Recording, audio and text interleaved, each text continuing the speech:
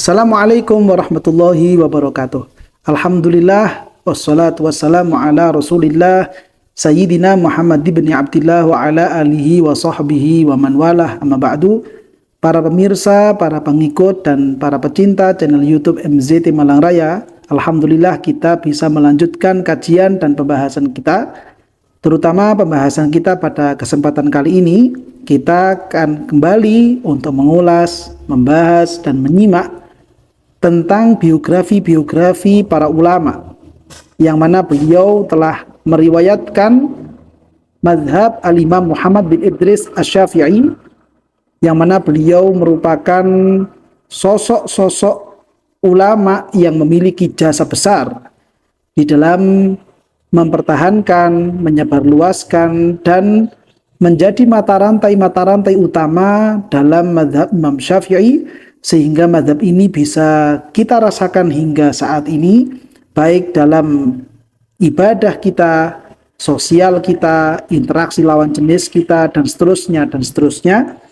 Masyarakat Indonesia mayoritas, bahkan hampir semuanya, menggunakan norma-norma dan hukum-hukum mazhab al-Imam Asy-Syafi'i. Pada beberapa video yang sebelumnya kita telah membahas, kita telah mengetahui bahwa pada generasi keempat, yaitu para ulama yang hidup di tahun 300 sekian sampai awal mula 400 Hijriah, di situ terjadi sebuah sejarah besar dalam perjalanan mazhab Imam Syafi'i dengan munculnya dua thariqah besar dalam periwayatan mazhab tersebut, yaitu munculnya thariqah Khurasaniyin dan juga munculnya thariqah Iraqiyin. Yang mana pada video yang sebelumnya kita telah membahas, kita telah mengulas, kita telah menyimak tentang sekelumit sejarah dari guru besar dari thariqah Iraqiyin, yaitu beliau Al-Imam Abu Hamid Al-Isfirayini. Maka pada kesempatan kali ini, pembahasan kita, kajian kita akan mengulas dan mengenal seperti apakah beliau guru besar dari thariqah Khurasaniyin, yaitu yang mana beliau guru besar dari thariqah Khurasaniyin ini dikenal dengan sebutan Al-Imam Al-Qaffal As-Shaghir Al-Marwazi, atau biasanya dalam literatur kitab fikih beliau disebutkan dengan Al-Qaffal, begitu saja. Sudah kita ketahui pada beberapa video yang sebelumnya, beliau Al-Imam Qaffal Shaghir ini memiliki nama lengkap, yaitu Abdullah bin Ahmad bin Abdullah Al-Marwazi, yang mana sesuai dengan tradisi orang-orang Arab, bahwa di awal mula nama mereka selalu dibumbui dengan kunyah, dengan julukan nama depan, yang kebetulan kunyah atau julukan depan beliau ini, Imam Qaffal Shaghir ini, kebetulan saja sama dengan kunyah dari Imam Qaffal Kabir, sehingga beliau memiliki kunyah yang sama, yaitu Al-Imam Abu Bakar, namun berbeda nama. Kalau yang sekarang ini yang akan kita baca biografinya adalah Al-Imam Abu Bakar Abdullah bin Ahmad bin Abdullah Al-Marwazi, atau lebih dikenal dengan sebutan Al-Imam Al-Qaffal As-Shaghir. Kalau yang Abu Bakar yang sebelumnya yaitu Imam Qaffal Kabir. Beliau merupakan salah seorang ulama yang dilahirkan pada tahun 327 Hijriah. Dan beliau merupakan ulama yang wafat pada tahun 417 Hijriah. Sehingga kalau dihitung, beliau memiliki usia yaitu 90 tahun. Al-Imam Abdullah bin Ahmad bin Abdullah Al-Marwazi Al-Qaffal As-Shaghir merupakan guru besar dari thariqah Khurasaniyin, yang mana ciri khas yang dimiliki oleh thariqah Khurasaniyin, yang itu kemudian berbeda dengan thariqah Iraqiyin, yaitu walaupun memang thariqah Khurasaniyin ini secara validasi penukilan nas dari Imam Syafi'i itu tidak seperti ulama-ulama yang tinggal di Irak, namun dalam memahami nas tersebut, memberikan tafrek, memberikan pencabangan-pencabangan masalah, penggambaran-penggambaran atau pentasawuran masalah dari nas-nasnya Imam Syafi'i dianggap lebih maju, dianggap lebih luar biasa dibandingkan yang dilakukan oleh para ulama yang tinggal di Irak saat itu. Sehingga ciri khas yang dimiliki oleh Thariqah Khurasaniyin, yang mana guru besarnya adalah beliau Al-Imam Abdullah bin Ahmad bin Abdullah Al-Qaffal As-Saghir Al-Marwazi, ciri khasnya adalah para ulama-ulama yang tinggal di daerah Khurasan, mereka itu merupakan ulama-ulama yang lebih luar biasa, lebih piawai, lebih indah, lebih canggih di dalam mentasawurkan masalah-masalah dari nas-nasnya Imam Asy-Syafi'i. Sehingga ketika ada satu nas yang muncul dari Imam Syafi'i, itu kemudian dikembangkan dengan analisa-analisa yang mendalam, dengan dukungan dalil-dalil dan kaidah-kaidah mazhab yang ada, hingga muncul masalah-masalah berikutnya. Seandainya ada masalah yang seperti ini, maka keputusan hukumnya, rumusan hukumnya adalah begini, begini, dan begini. Yang mana ini nanti dicabangkan lagi, maka jika seandainya begini, maka akan menjadi begini. Kalau seandainya nanti begini, maka akan menjadi begini. Ini yang kemudian berkembang pesat menjadi sebuah ciri khas dalam Thariqah Khurasaniyin. Secara validasi penukilan nas yang dilakukan oleh para ulama yang tinggal di daerah Khurasan itu cukup kuat. Namun bila dibandingkan dengan para ulama yang tinggal di daerah Irak, kevalitan data yang ada di daerah Irak jauh lebih kuat bila dibandingkan dengan ulama yang ada di daerah Khurasan. Namun dalam penggambaran masalah, dalam pengembangan masalah dari nasnya, ulama-ulama Khurasan jauh lebih sempurna, jauh lebih berkembang. Beliau Al-Imam Al-Qaffal Al-Marwazi dipuji-puji oleh para ulama yang hidup di masa beliau ataupun ulama-ulama yang datang di masa-masa berikutnya, sebagaimana yang tertulis di dalam kitab Tabaqatus Syafi'iyatul Kubra. Al-Imam Tajuddin As-Subki beliau mengatakan, kana al-Qaffalu al-Marwazi hadza min a'zami mahasini Khurasan, bahwa beliau Al-Imam Qaffal Shaghir ini merupakan salah satu kebanggaan yang pernah dilahirkan dan pernah ada di daerah Khurasan, yang pernah ada di daerah Marwa. Salah satu putra bangsa, salah satu putra daerah yang bisa menjadi kebanggaan orang-orang Marwa, yang bisa menjadi kebanggaan orang-orang Khurasan, yaitu keberadaan Al-Imam Al-Qaffal As-Shaghir. Imaman kabiron, beliau merupakan sosok imam yang luar biasa. Wa bahran amikon, beliau itu layaknya lautan yang dalam sekali. Artinya beliau memiliki keilmuan yang luas, memiliki ilmu yang dalam, memiliki metode pemikiran dan analisa yang detail sekali. Ini yang kemudian menjadi ciri khas Al-Imam Al-Qaffal As-Shaghir sebagai guru besar dari ulama-ulama yang tinggal di daerah Khurasan. Ghawason alal ma'ani ad-daqiqah, beliau itu salah seorang ulama yang memiliki analisa sangat detail sekali, begitu mendalam di dalam menganalisa nas-nasnya Imam Syafi'i. Naqiyal qarihah, memiliki pemahaman yang bersih, memiliki kecerdasan yang bersih, tidak tersisipi, tidak tercampuri dengan pemahaman-pemahaman yang melenceng, walaupun saat itu berkembang di sekeliling masyarakat, di tengah-tengah masyarakat Islam yang ada di daerah Baghdad ataupun yang ada di daerah Khurasan. Beliau merupakan salah seorang ulama yang berguru kepada Al-Imam Abu Zaid Al-Marwazi. Jadi awal mula beliau Imam Qaffal Shaghir ini belajar agama, awal mula guru atau guru pertama beliau adalah beliau Al-Imam Abu Zaid Al-Marwazi, salah seorang ulama yang sama-sama tinggal di daerah Marwa, yang saat itu Imam Qaffal Shaghir ini belajar kepada beliau. Dan luar biasanya Imam Qaffal Shaghir ini menjadi ulama besar di masanya itu bukan beliau belajar sejak beliau masa kecil. Dalam biografinya beliau ini, Imam Tajuddin As-Subki memberikan kisah bahwa beliau itu baru belajar agama ketika beliau berusia 30 tahun. Dan masa-masa sebelumnya ketika beliau ini masih masa-masa remaja, beliau merupakan salah seorang pemuda yang bekerja. Dan beliau itu saat itu memiliki pekerjaan sebagai tukang kunci, bahkan menjadi ahli kunci di daerah Marwah. Oleh karena itu kemudian beliau itu mendapatkan julukan dengan sebutan Al-Qaffal. Karena memang beliau adalah merupakan sosok yang dulunya ketika masih masa-masa muda, beliau adalah menjadi tukang kunci.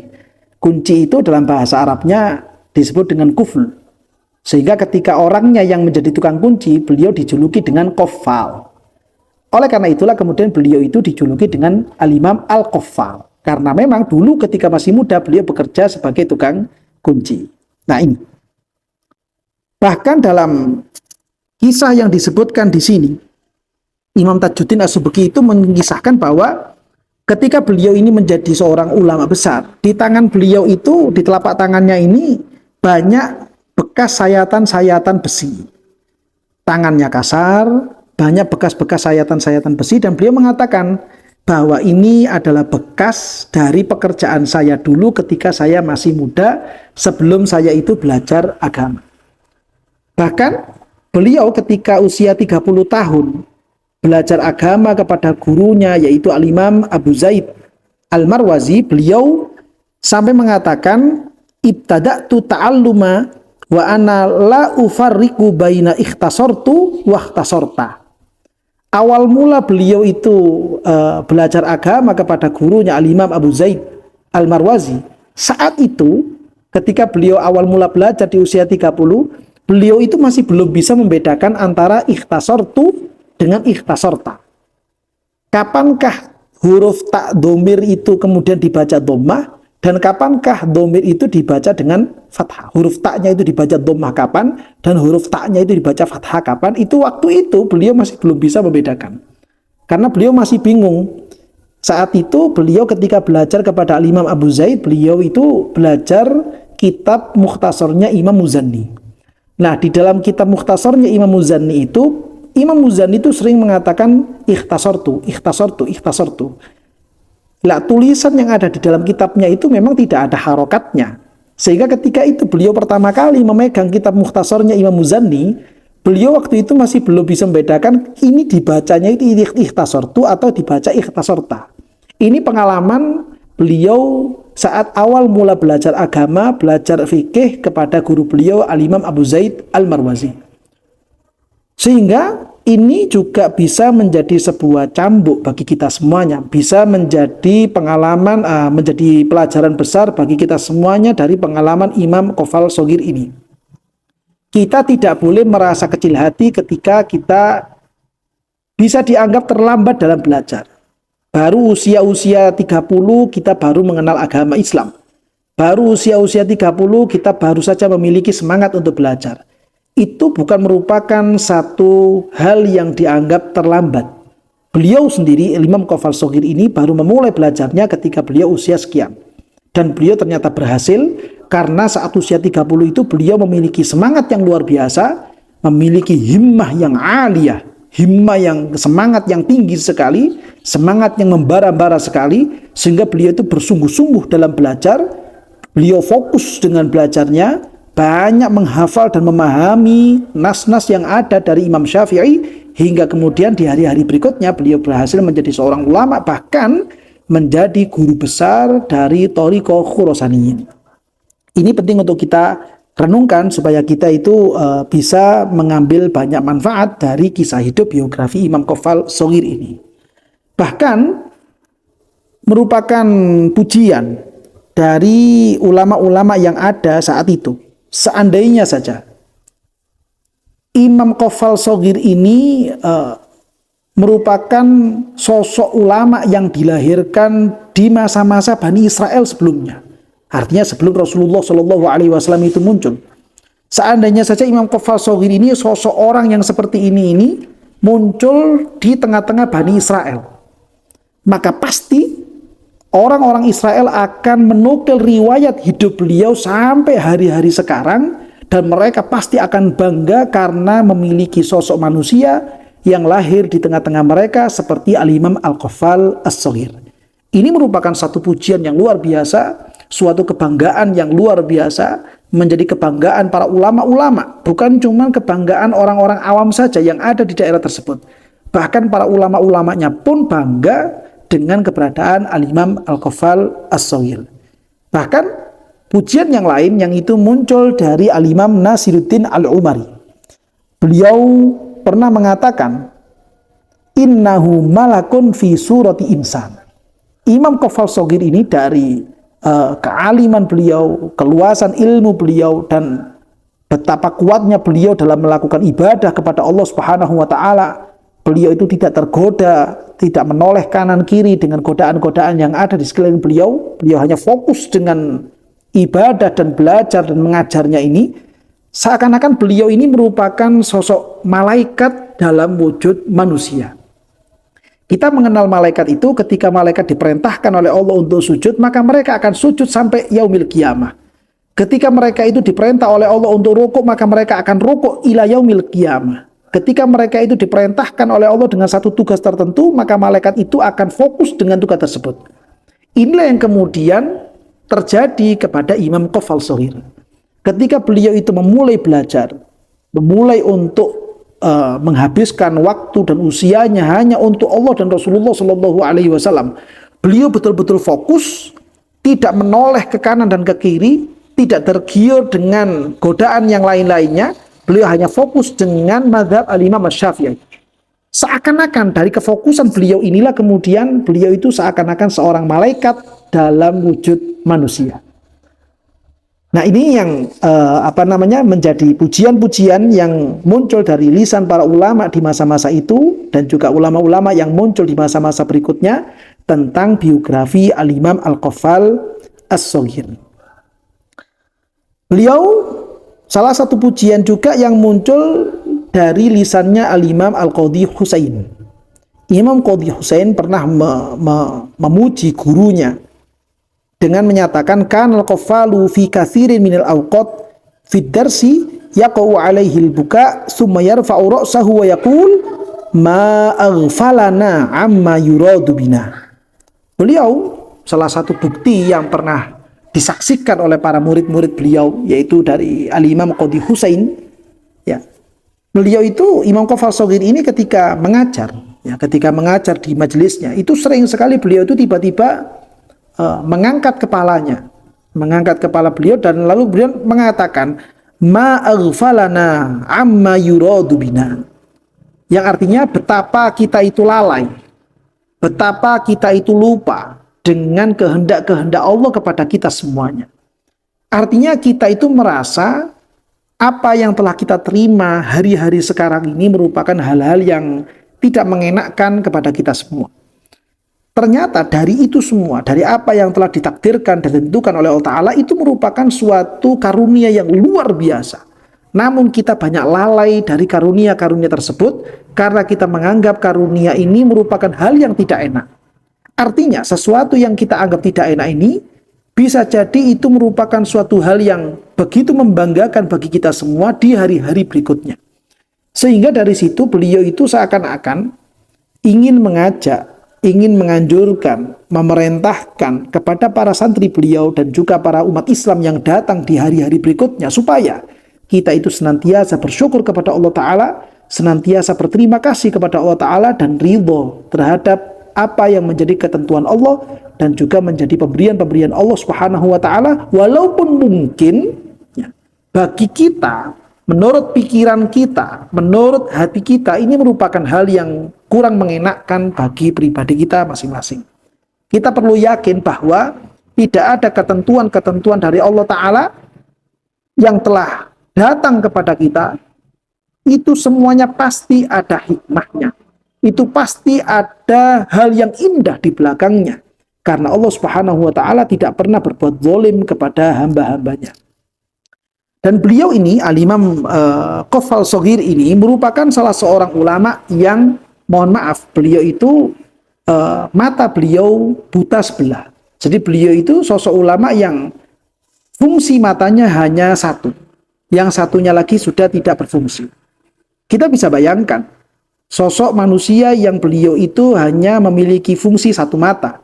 Satu matanya lagi sudah tidak berfungsi. Namun dengan semangatnya yang luar biasa, dengan ketekunannya, dengan mujahadahnya, dengan perlawanannya terhadap nafsunya sendiri, beliau bisa sampai menjadi seorang ulama besar, bahkan menjadi guru besar dari Thariqah Khurasaniyin.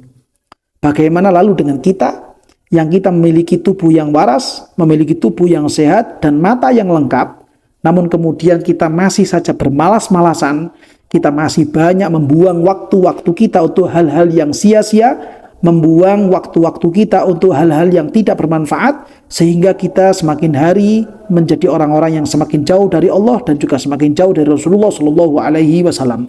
Tentunya ini semua merupakan hal yang memilukan, hal yang memalukan, terutama ketika kita nanti di alam akhirat kembali kepada Allah dan berjumpa dengan Rasulullah Shallallahu Alaihi Wasallam, sedangkan kita masih belum punya banyak bekal untuk kembali kepada Allah dan menghadap di hadapan Rasulullah Shallallahu Alaihi Wasallam. Berikutnya kemudian di antara riwayat-riwayat hadis yang mana sanad riwayat hadis ini melewati beliau, Al-Imam Qafal Shaghir. Jadi beliau ini, Imam Qafal Shaghir ini bukan sekedar ulama yang pakar dalam ilmu fikih, pakar dalam ilmu usul fikih, namun beliau juga merupakan sosok ulama yang menjadi mata rantai sanad dari riwayat-riwayat hadis baginda Rasulullah Shallallahu Alaihi Wasallam. Ada banyak hadis-hadis Nabi Shallallahu Alaihi Wasallam yang sanadnya melalui beliau Al-Imam Abdullah bin Ahmad bin Abdullah Al-Marwazi. Di antara sekian banyak hadis yang sanadnya melalui beliau, ada beberapa hadis yang masyhur di sekeliling kita, beberapa hadis yang sudah familiar di telinga kita. Di antaranya adalah ketika kita itu mendengar, mengetahui hadis Nabi yang mana baginda Nabi Muhammad SAW menyabdakan, "Ana inda dhamni abdi bi falyadhunna bi ma syaa." Riwayat hadis ini, yang mana hadis ini adalah menerangkan tentang Allah Ta'ala itu akan sesuai dengan prasangka kita kepada Allah. Ketika kita berprasangka baik kepada Allah, maka Allah akan berbuat baik kepada kita. Dan ketika kita itu berprasangka tidak baik kepada Allah, maka Allah juga akan memberikan sesuai dengan apa yang kita sangka. Maka hendaknya kita itu memiliki prasangka-prasangka yang baik kepada Allah Subhanahu wa Ta'ala. Hadis ini riwayatnya salah satu mata rantai yang ada di atasnya, yaitu pada ulama-ulama yang hidup di masa tahun kisaran 300 sekian Hijriah sampai awal mula 400 Hijriah. Sanad hadis ini melalui beliau Al-Imam Qafal Shaghir. Beliau bernama Al-Imam Abdullah bin Ahmad bin Abdullah Al-Marwazi. Ini merupakan salah satu riwayat hadis yang melalui lisan beliau, melalui riwayat beliau hingga kemudian sampai kepada baginda Rasulullah Shallallahu Alaihi Wasallam. Ada lagi riwayat hadis yang hadis ini juga cukup familiar di telinga kita, sering kita jumpai, sering kita dengarkan dari lisan guru-guru kita semuanya, yaitu yang mana Rasulullah Shallallahu Alaihi Wasallam pernah menyampaikan, "Ma min qalbin illa wa huwa baina usbu'aini min asabi rabbil alamin. Idza syaa'a an yuqimahu aqamahu wa idza syaa'a an yuzighahu azaghahu." Riwayat hadis ini tentang bahwa setiap hati manusia ini akan dibolak-balikkan oleh Allah Subhanahu wa Ta'ala. Ya, riwayat hadis ini sanadnya nanti ketika sampai pada ulama-ulama di tahun kisaran 300 sekian sampai 400 Hijriah itu akan melewati beliau Al-Imam Al-Qafal Shaghir. Ini riwayat hadis yang melewati beliau. Sanadnya atau mata rantainya itu akan melewati Imam Qafal Shaghir.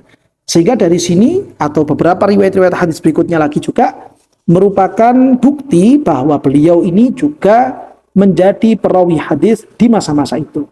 Sehingga bagi kita semuanya penting untuk meniru, penting untuk mengenal dan mengikuti jejak langkah seperti yang beliau contohkan, beliau gambarkan di dalam kehidupan beliau sendiri.